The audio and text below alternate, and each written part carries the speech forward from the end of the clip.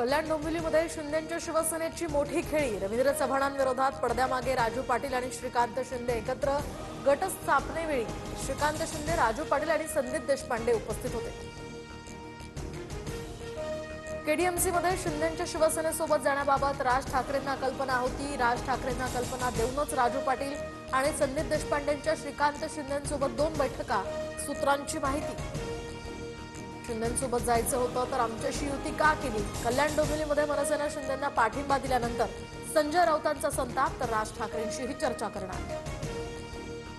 कल्याण डोंबिवलीमध्ये राज ठाकरेंनी राजू पाटलांना अधिकार दिले आहेत। आमच्या उमेदवारासमोर ठाकरेंच्या शिवसेनेनं 12 एबी फॉर्म्स दिले होते। या प्रकरणाचा इतका अकांड तांडव करण्याची गरज नाही, संदीप देशपांडेंचं राऊतांना उत्तर।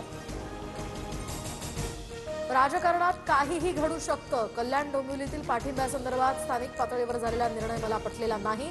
मनसेच्या बाळा नांदगावकरांची नाराजी, तर एकाच आकड्यात नगरसेवक निवडून आल्यामुळे मनसे धक्क्यात, त्यातून सावरल्यावर योग्य निर्णय घेतील। भाजपच्या अमित साटम यांनी डिवचलं।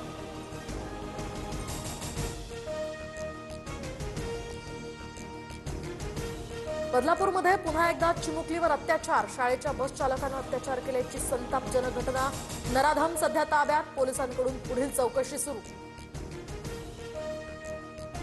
हावडा झारखंड